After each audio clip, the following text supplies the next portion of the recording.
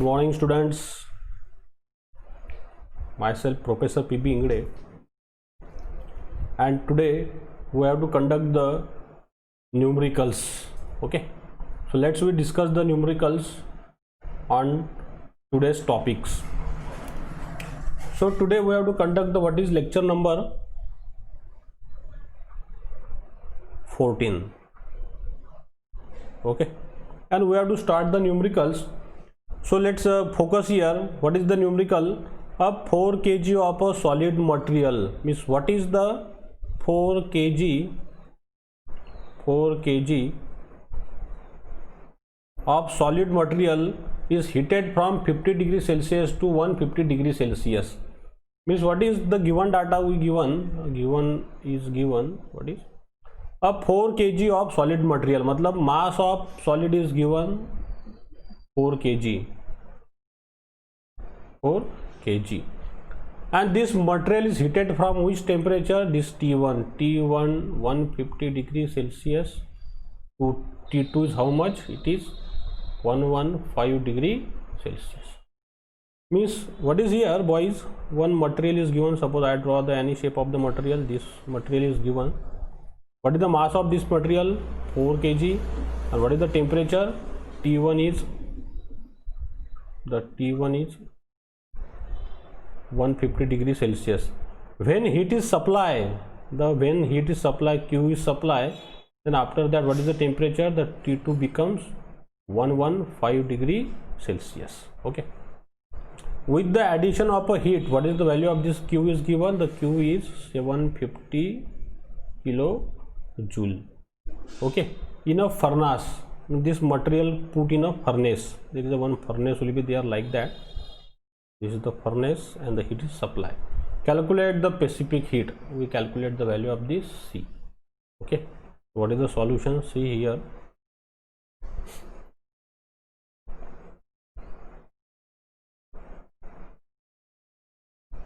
तो देखिए दोस्तों इसका सॉल्यूशन क्या रहेगा. अब यहाँ पे मास दिया है कितना? 4 kg दिया है. इनिशियल टेम्परेचर दिया है 50 डिग्री सेल्सियस. फाइनल टेम्परेचर दिया है 115 डिग्री सेल्सियस. और कितनी हीट सप्लाई की? The 750 kilo joule heat is supply to this mass of a substance which is put inside the furnace. अब T1 हमारे को दिया 15 डिग्री सेल्सियस और T2 दिया है 115 डिग्री सेल्सियस. अब यहाँ पे बच्चों स्पेसिफिक हीट पूछी है तो क्या यूज करूंगा मैं? By the definitions of what is specific heat. This definition we have to discuss in our previous lectures. What is the formula? Q is equal to m into c into dt. Q क्या है हमारा बच्चों? Heat supply. m क्या है हमारा? मास. c है specific heat और dt है rising temperature.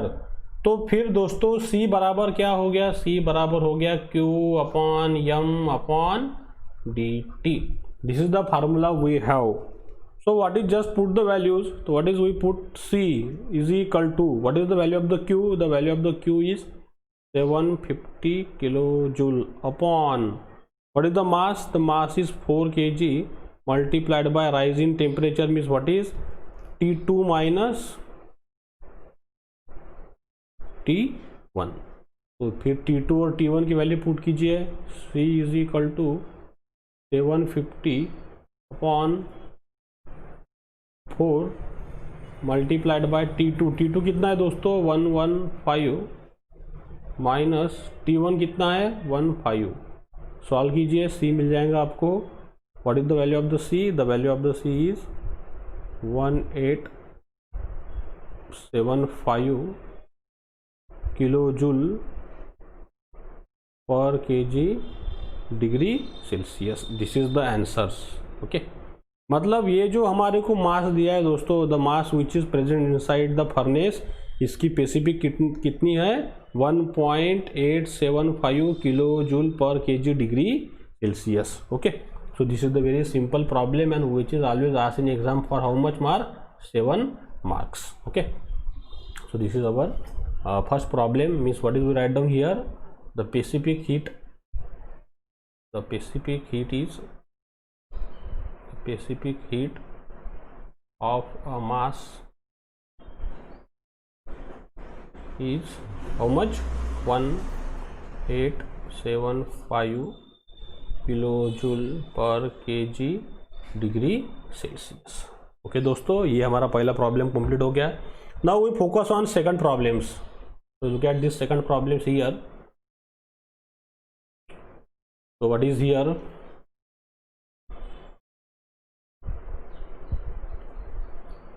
So see this problem.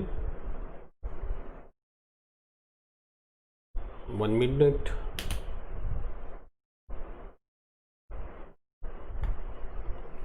I change this problem.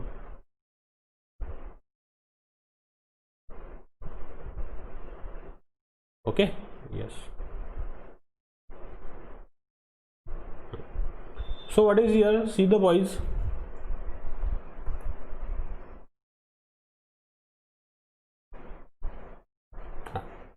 अब देखिए क्वेश्चन नंबर 2 में क्या दिया है। What is the given data here?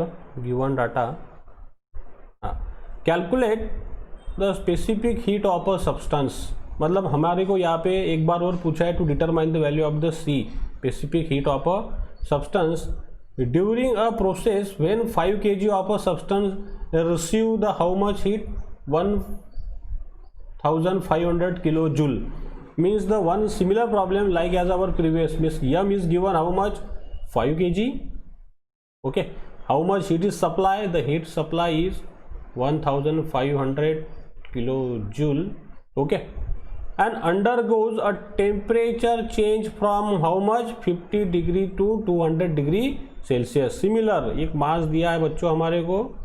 Okay, इसको जब हीट सप्लाई की Q, तो इसका टेम्परेचर T1 बढ़ के कितना हो गया? T2 हो गया। और T1 हमारे को दिया है इसका टेम्परेचर 50 डिग्री सेल्सियस।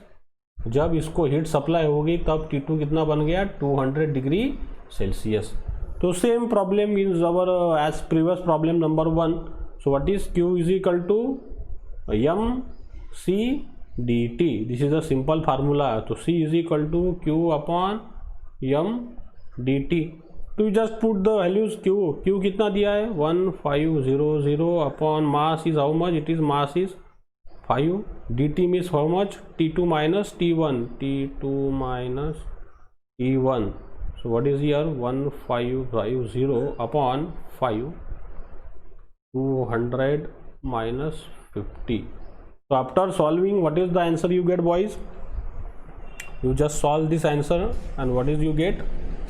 2 किलोजूल पर kg डिग्री सेल्सियस।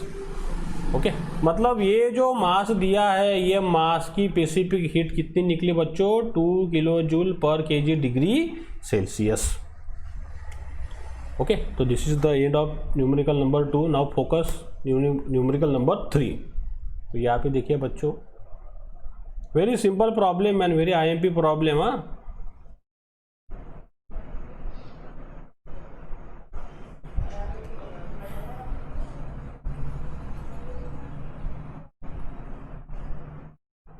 हाँ, estimate the rise in temperature of water. मतलब हमारे को यहाँ पे अभी बच्चों पूछा है rise in temperature of water, उसका सिंबल क्या है? dt। इसका पूछा है वाटर का। When it falls through a height of 100 metres. मतलब एक हाइट से पानी नीचे गिर रहा है, उसका आपने को हाइट दिया है 100 metres. Assume that all the heat generated stay in water. जितनी भी हीट जो जनरेट होगी वो किस में चले गई? वाटर में चले गई। The specific heat of the water may be taken as how much? The CP for water is given 4.2 kilojoule पर kg डिग्री सेल्सियस। चलो देखिए दोस्तों, प्रॉब्लम समझते हैं हम। सपोज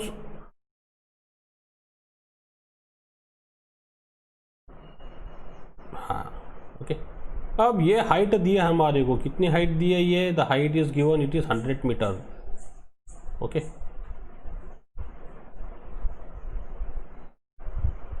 यहाँ पे हमारे पास में पूरा वाटर है। This is the H2O, the water will be there. Okay, H2O। हाँ, अब हमारे को पूछा है estimate the rise in temperature of the water when it falls through a height of 100 metres. मतलब यहाँ से जैसा हमने पानी का झरना देखा है, यहाँ से वाटर नीचे गिर रहा है, वाटर इज फॉल्स, यस और no, yes, this water is continuously falls at a height of how much, 100 metres. Assume that all heat generated stay in order. अब जब यहाँ से ये वाटर नीचे आएगा बच्चों, तो इसमें कुछ हीट प्रोड्यूस हो गई, there is a production of the some heat, Q will be there's, yes और नो, यस। और ये जो हीट है वो किस में चलेगी present, it is present in this waters. जो वाटर अभी नीचे आएगा ऐसा बहने लग जाएगा, तो हीट जो जनरेट हो गई वो काय में स्टोर होगी, बोलते बच्चों वाटर में ही स्टोर होगी, यस और नो, यस। क्योंकि जब यहाँ से ये वाटर नीचे आ रहा है तो there is a friction will be there's, and because of this friction the heat will be store inside this waters, yes और नो, यस। तो हमारे को यहाँ पे राइज इन टेम्परेचर पूछा है, तो it is very very simple problem. तो just by using the specific definitions solutions by specific heat definitions, क्या फार्मूला है बच्चों हमारा, Q is equal to mc/dt। हमारे को राइजिंग टेम्परेचर पूछा है, तो dt बराबर क्या हो गया बच्चों, Q अपॉन m इंटू सी। इसको मैंने कहा इक्वेशन नंबर 1, ये हो गया C वाटर के लिए, C फॉर वाटर। अब देखिए बच्चों, हमारे को क्या पता नहीं, हमारे को यहाँ पे m की वैल्यू नहीं पता और q की वैल्यू भी नहीं पता। तो देखिए हम कैसे निकालेंगे इसको। अब जब यहाँ से वाटर नीचे आ रहा है, the water is falls in downward directions, तो इतने हाइट से गिर रहा। अब जब हाइट आ गई बच्चों, तो कौन सी एनर्जी हमारे पास में आ गई, हमारे पास में आ गई पोटेंशियल एनर्जी, बराबर है। तो अब यहाँ से इसकी पोटेंशियल एनर्जी कितनी रहेंगी वाटर की, the potential energy of water, because the energy possesses due to the height that is called as the potential energy. तो क्या फार्मूला रहता है बच्चों, PE इज इक्वल टू, आप पढ़े होंगे mgh, यस और नो, यस। इसको मैंने कहा इक्वेशन नंबर 2, बराबर है। अब पोटेंशियल एनर्जी हमारे को मिल गई। अब यहाँ पे देखिए, इसको मैं देखिए, इसको मैं 1 बना देता हूँ, इसको मैं 1 और इसको कैपिटल ए बना देता हूँ, ठीक है। ये मेरा 1 इक्वेशन समझो। अब इसमें देखिए बच्चों क्या कहा, जब ये वाटर नीचे आ गया, तो यहाँ पे देखिए स्टेटमेंट पढ़िए, assume that all the heat generated stay in waters. मतलब पोटेंशियल एनर्जी का कन्वर्जन काय में हो गया, हीट एनर्जी में हो गया। मतलब P काय में कन्वर्ट हो गया Q में, means potential energy is converted into heat energy. क्योंकि हीट किसको चलेगी, सप्लाई वाटर को, यहाँ पे पूछा है स्टे इन वाटर। तो फिर बच्चों PE बराबर क्या हो गया मेरे पास में, Q हो गया, बराबर है। इसको मैंने बना दिया इक्वेशन नंबर सपोज 3। अब P का हमारे पास में इक्वेशन है और Q का भी है हमारे पास में। तो देखिए फिर Q और P को हम यहाँ पे पुट करेंगे and we have to get the another answers, yes और नो, यस। तो देखिए फिर अभी P कितना है बच्चों हमारे पास में, P है हमारे पास में mgh, राइट। और Q कितना है बच्चों हमारे पास में, mcWdt। ये दोनों इक्वेशन इक्वेट हो गए। अब यहाँ पे देखिए ये m और ये m हो गया कैंसल। हमारे को क्या पूछा है, dt पूछा है। तो dt बराबर क्या हो गया दोस्तों, dt इज इक्वल टू हो गया GH upon CW for water. Value put करो, G क्या है हमारी ग्रेविटी, क्योंकि ग्रेविटी के वजह से ही क्या आएगा, वाटर नीचे आएगा। तो G की वैल्यू कितनी रहती है 9.8 इंटू H कितना दिया दोस्तों हमारे को 100, और CW कितना दिया वाटर का 4.2। सॉल्व कीजिए इसको, वेरी सिंपल आंसर। dt कितना निकल जाएगा, when you solve you put all the answers and do the calculations. Calculator से इसको सॉल्व कीजिए। कैलकुलेटर से सॉल्व करने के बाद में आपको यहाँ पे आंसर मिल जाएगा 0.233 डिग्री सेल्सियस। यस और नो? यस। मतलब ये जो वाटर है इसका टेम्परेचर dt कितना राइज हो जाएगा? 0.233 डिग्री सेल्सियस। यस और नो? यस। तो this is the end of the numerical number 3। आइए दोस्तों अब पढ़ते हैं न्यूमेरिकल नंबर 4।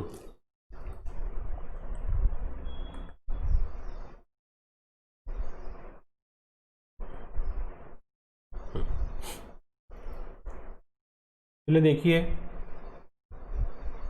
गिवन क्या क्या गिवन है। अब देखिए एन ऑटोमोबाइल, हमारे को ऑटोमोबाइल दिया। On an automobile vehicle is 1500 kg, मतलब इसका मास इतना दिया है 1500 kg। Is running at a speed, कितने के स्पीड से जा रहा है ये? मतलब वेलोसिटी दी है 60 किलोमीटर पर आवर्स। ओके, मतलब यहाँ पे देखिए अब मैं एक रोड बना देता हूँ, बराबर है। इसके ऊपर एक ऑटोमोबाइल है हमारे पास में दोस्तों, ये इज द ऑटोमोबाइल्स। यस और नो? यस। इसका मास कितना दिया है? 15 kg। और ये कितने के स्पीड में जा रहा है? इसकी वेलोसिटी दी है दोस्तों हमारे को, इसकी वेलोसिटी दी है 60 किलोमीटर पर आवर। मतलब 1 घंटे में ये कितना दूर जाएगा? 60 किलोमीटर। फिर देखिए the brakes are suddenly applied and vehicle is brought to rest. अब जैसा ये व्हीकल्स आगे बढ़ा, ऐसा सडनली ब्रेक लगा दिए। जैसी ब्रेक लगा देंगे व्हीकल क्या हो जाएगा? रुक जाएगा। मतलब इसकी ये वेलोसिटी क्या हो जाएंगी बच्चों? 0 हो जाएंगी। ये उसकी अगर इनिशियल है तो ये फाइनल वेलोसिटी क्या होगी? 0। तो अब देखिए क्या पूछा है, calculate the rise in temperature of a brake shoe. अब ये जो ब्रेक लगे गाड़ी के चक्के को, जैसे ही मैं ब्रेक लगाऊंगा तो ये आपको पता है कि ये ब्रेक लगने के वजह से यहाँ का टेम्परेचर क्या हो जाएगा? ब्रेक का बढ़ गया। तो यही हमारे को पूछा है यहाँ पे, calculate the rise in temperature of the brake shoe. मतलब dt हमारे को पूछा है प्रॉब्लम में ब्रेक का। ओके, उसका मास दिया है ब्रेक का, कितना दिया है? ब्रेक का मास 15 kg। 15 kg मास है ब्रेक के। स्पेसिफिक हीट दी है ब्रेक की CB, इसको मैं CB लिखता हूँ। कितनी दी है? 0.46 किलो जूल पर kg। ये इसकी स्पेसिफिक हीट दी है 0.46 किलो जूल पर kg केल्विन।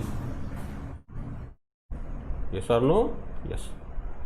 अब देखिए बच्चों ये डाटा हमारे को मिल गया, आपको प्रॉब्लम में समझ में आ गया। देखिए एक पूरा व्हीकल दिया है, उसका मास कितना है? 15 kg का। इसकी इनिशियल वेलोसिटी कितनी है? 60 किलोमीटर पर आवर से व्हीकल जा रहा।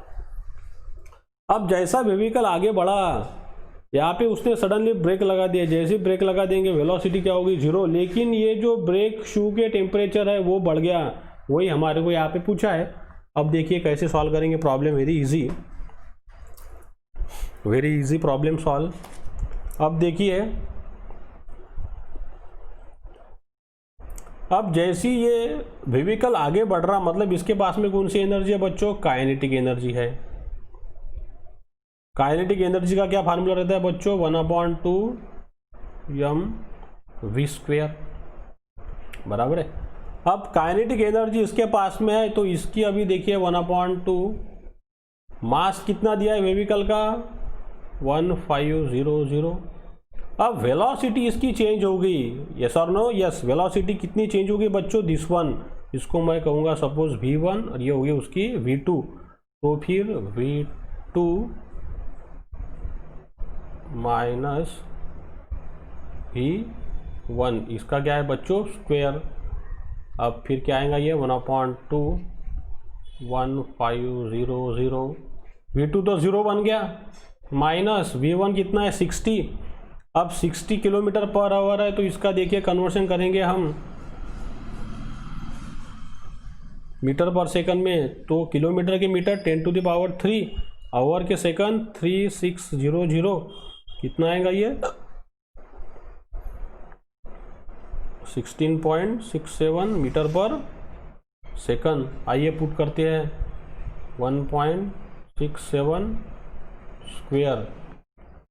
तो कितनी काइनेटिक एनर्जी मिल गई हमारे को दोस्तों? देखिए Ke इज इक्वल टू, इसको सॉल्व करने के बाद में माइनस 2.08417 किलो जूल, इतनी हमारे को एनर्जी यहाँ पे मिल गई। यस और no? Yes, after put all the values. ठीक है, ये किलो जूल का मैंने कन्वर्शन किया, हमारे को पहले यहाँ पे जूल में मिली और जूल का मैंने क्या किया, कन्वर्शन।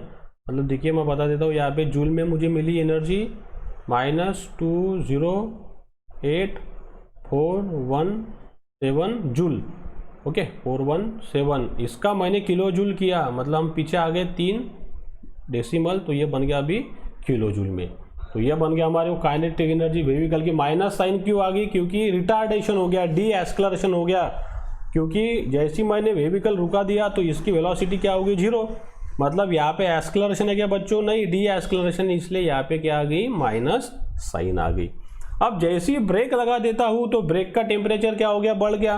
ब्रेक का टेम्परेचर बढ़ गया मतलब काइनेटिक एनर्जी जो है वो काइनेटिक एनर्जी कन्वर्ट काय में हो गई बच्चों, क्यू में हो गई। The kinetic energy is converted into the heat energy, Q में बढ़ गई, बराबर है। तो फिर अभी के ई तो मुझे मिल गया। क्यू का क्या फार्मूला रहता है बच्चों, बताइए? Q is equal to what is, Q is equal to M C और ब्रेक का टेम्परेचर बढ़ा डी टी। अब Q बराबर क्या है मेरे पास में, के ही है। तो आइए दोस्तों वैल्यू पुट कर देते, अभी मैं माइनस को निगलेक्ट कर देता हूँ। तो ये आ गया फिर 208.417। ठीक है, यहाँ पे माइनस क्यों लिया था मैंने, जब मैं वेक्टर कंडीशन में कंसिडर कर रहा हूँ। अभी तो मैं वेक्टर नहीं कंसिडर कर रहा हूँ, इसलिए मैंने माइनस निकाल डाला। Mass of the brake shoe कितना है यहाँ पे, 15।